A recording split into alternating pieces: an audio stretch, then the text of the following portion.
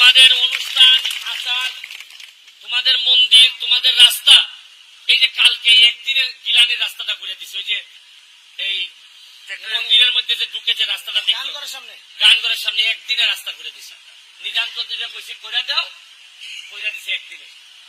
আজকে তোমরা আশ্চর্য হবা, 4 দিনের মধ্যে 70 লাখ টাকার খালি রাস্তার কাজ চলতেছে সোনারঘাটে আর মাধবপুরে মিলাইয়া।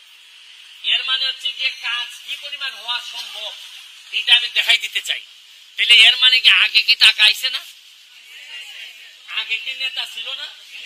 না আগে কি এমপি ছিল না এলাকায়? আগে কি মন্ত্রী ছিল না এলাকায়?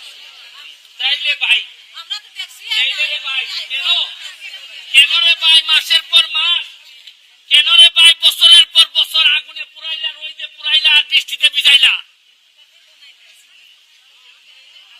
এইটা আর বেশি দিন না, তোমাদের ছেলে মেয়েরা প্রশ্ন তুলবে আর কিছুদিন।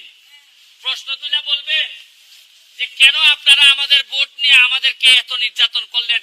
জননেত্রী শেখ হাসিনা তো কোনোদিন শ্রমিক ভাই বোনের জন্য চাইলে সবই দেয়, কিন্তু আমাদের নেতারা মধ্যখানে আইসা খালি পাতলা মারে।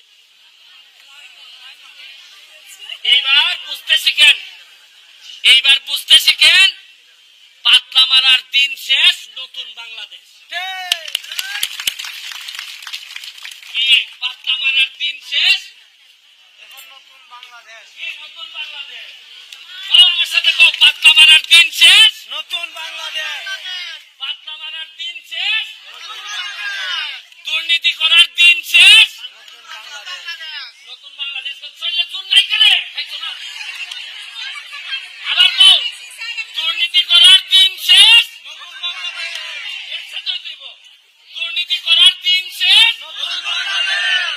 আরো জোর হইতেইব, কও জয় সুমন ভাই, জয় সুমন ভাই। দুর্নীতি করার দিন শেষ, পাতলা মারার দিন শেষ, তোমাদের সাউন্ড যত বেরোবে সারা বাংলাদেশ তত সচেতন হবে। তোমাদের যা লাগে, আমি এখন ভবিষ্যতে চিন্তা করতেছি বুটের ব্যবস্থা করব। বুট বুঝো? গামবুট বুঝো?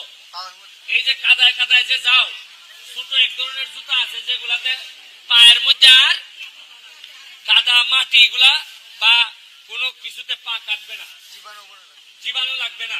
এটার জন্য আমি চেষ্টা করতেছি বুটের ব্যবস্থা করব। কারণ হইল কি, আমার ইচ্ছা বাইরে থেকে যে পর্যটক আইব দেখার জন্য, দেওয়ান্দি বাগানে ঢুকলে যেন মনে করে এটা কি মালয়েশিয়া আইছিনি, এটা কি বিদেশ আইছিনি। শ্রমিকদেরকে দেখতে খুব